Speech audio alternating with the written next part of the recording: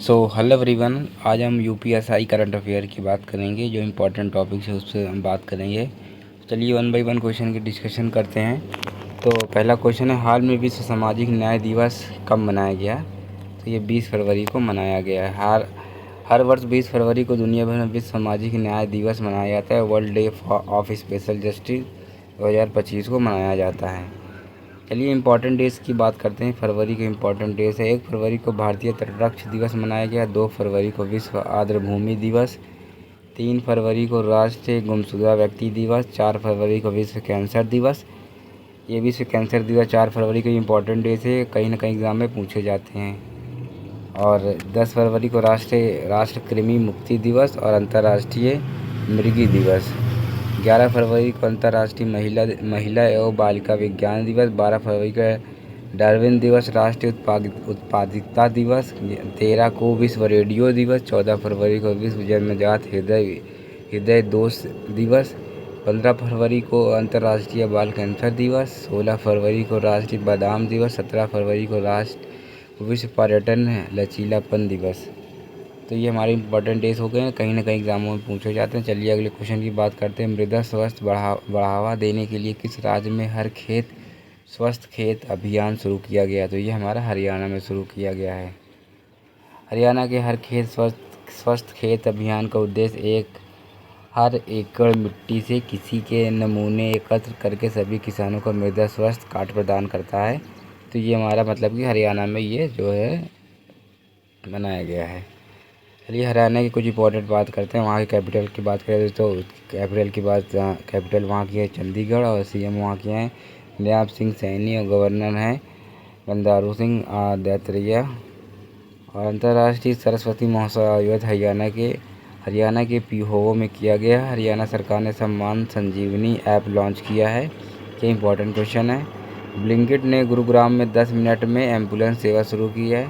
यानी कि ब्लिंकिट से आप 10 मिनट में किसी भी एम्बुलेंस को आप वो बुला सकते हैं। विश्व प्रसिद्ध सूरजकांड मेला जो है 2025 फरीदाबाद में आयोजित हुआ। हरियाणा में 21वीं पशु गणना की गई है।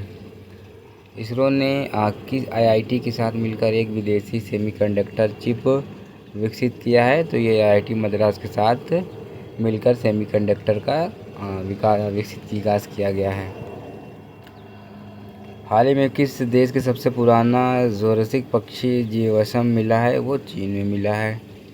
हाल ही में सेबी ने कौन सा नया डिजिटल प्लेटफॉर्म लॉन्च किया गया है? तो मित्रा है जो लॉन्च किया गया। सेबी ने अभी mutual fund investment training and retrieval assistant नामक एक नया डिजिटल प्लेटफॉर्म लॉन्च किया जिसका नाम मित्रा है। चलिए अगले क्वेश्चन की बात करते हैं। फरवरी माह में जारी विश्व बैंक लॉजिस्टिक प्रदर्शन सूचांक में कौन शीर्ष पर रहा है? तो वो सिंगापुर सबसे ऊपर रहा। भारत की बात करें तो भारत जो 139 देशों में 38वें स्थान पर रहा है। एली ब्लोजोन ने किस देश के अंतरिम राष्ट्रपति के रूप में शपथ ली है? तो वह है रोमानिया की। अलेक्जेंडर लुस्को ने बेलारूस में राष्ट्रपति का चुनाव जीता है। माइकल मार्टिन दूसरी बार आइसलैंड के प्रधानमंत्री बने हैं। जॉन ड्रामी महापान ने घाना के अंतर्राष्ट्रीय रूप में शपथ ली है। फायर सागर झील नामक बदल दिया गया है। यह झील किस राज्य में था? ये राजस्थान में था। हाल ही में किसने the new icon Savarkar and the fact नामक पुस्तक लिखी है? तो अरुण शैरी ने यह पुस्तक लिखी है।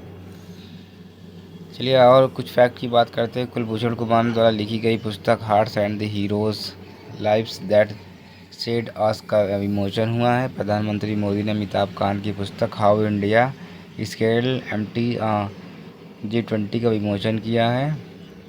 संघमित्रा चक्रवर्ती के देश से लिखित पुस्तक Sumitra Chatterjee and his world विमोचन हुआ है।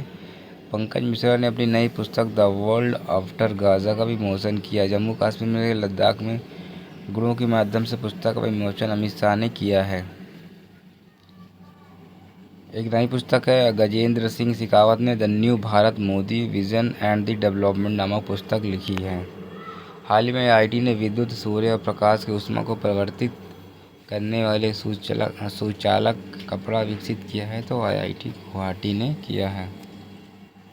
सेना ने उच्च ऊंचाई पर बांस आधारित बंकर विकसित करने के लिए आईआईटी गुवाहाटी के साथ समझौता किया है। स्वदेशी 6G ऑप्टिकल चिपमेंट के लिए C-DOT ने आईआईटी मुंबई के साथ साझेदारी की है। आईआईटी मद्रास ने एशिया के सबसे बड़ा उथले तरंग बेसिन का अनावरण किया है। आईआईटी गुवाहाटी ने कैंसर थेरेपी के लिए इंजेक्टेबल हाइड्रोजन विकसित किया है।